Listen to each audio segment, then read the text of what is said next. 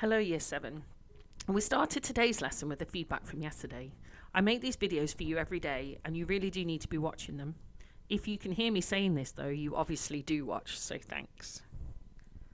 Today's lesson is about becoming pregnant. How does sexual intercourse lead to the implantation of an embryo, and what is the difference between internal and external fertilization? But first, what can you remember from yesterday's lesson? The parts of the male reproductive system are the scrotum, testes, foreskin, sperm duct, urethra, and glands. Of these, the ones that are organs, by definition a group of tissues, would be the testes, the glands, or the penis. The organ where sperm are made is called the testes. The organ where fluid is added to the sperm is called the gland. The bag of skin that holds the testes is called the scrotum. The organs in the female reproductive system are oviducts, ovaries, uterus, cervix, and vagina. All of these parts are made from groups of tissues working together. The egg develops in the ovary. The oviduct has tiny hairs called cilia to push the egg along. The uterus is the organ that the baby develops in. The oviduct is the place where fertilization takes place.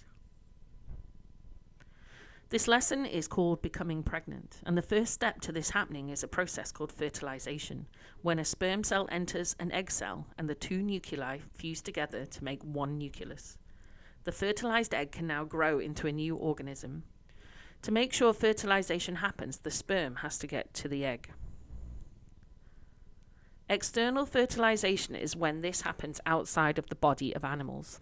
An example of this is fish, where fertilization usually happens in the water, or frogs like these ones, where the female releases her eggs and the male then sprays his sperm into the same place.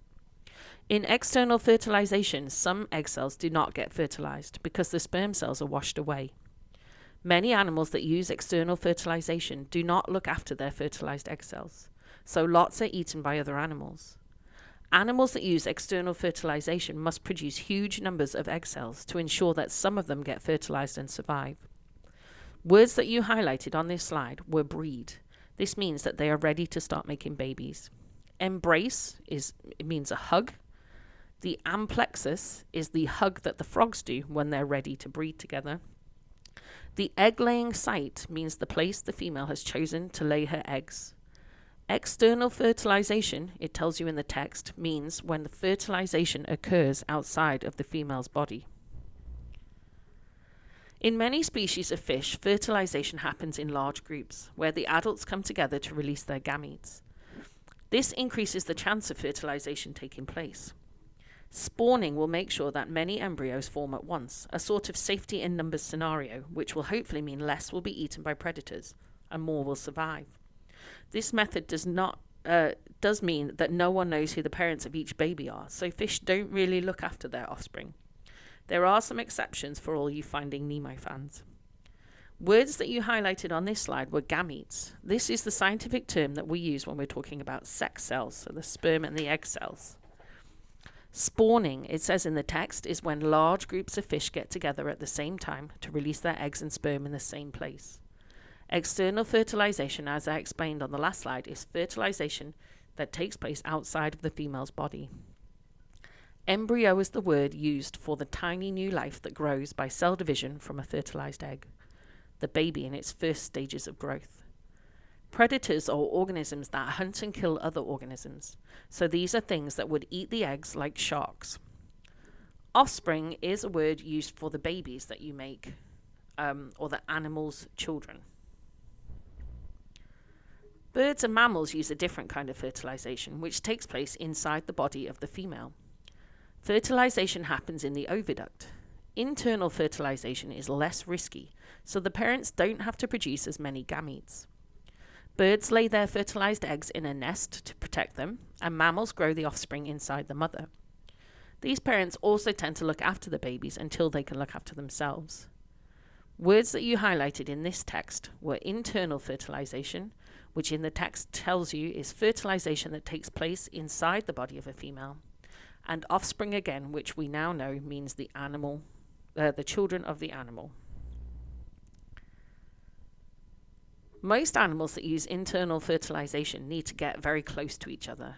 The male places his penis inside the female. This is the function of the penis. So there was a question, could you remember that semen was the sperm cells and the fluid added by the glands? When a couple decide to have sex, a woman's vagina becomes moist and the man's penis fills with blood, making it stiff. This is called an erection. The penis is inserted into the vagina so it can pump semen into the top of the vagina near the cervix. When the semen is pumped out, this is called an ejaculation. Then there was a question, how is sperm adapted to swim to the egg? So could you remember the 4 features of the sperm cell? They have a streamlined shape to move easily through the female reproductive system. It has a tail to swim to the egg, and the tail gets energy from the mitochondria in the middle section. The sperm also has the acrosome, which will allow it to break through the egg cell membrane when it arrives. The semen is now sucked up through the cervix in small movements of the uterus wall will carry the sperm to the oviducts. The sperm swim along the oviducts. If they meet an egg, they can burrow into it and fertilize it. So did you remember that fertilization takes place in the oviduct? A couple of lessons ago, I mentioned DNA. Each nucleus contains half of the instructions for a new human. The genetic instructions are found inside the nucleus on structures called chromosomes. Chromosomes are made of a chemical called DNA.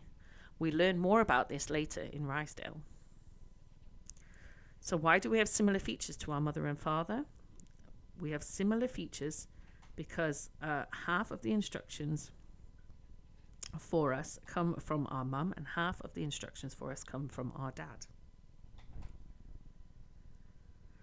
Now, slide 20 asks you to watch this video clip called Journey of a Sperm. However, when I watched this video, I'm not sure that this was the clip that Mrs. Hillwood intended you to watch.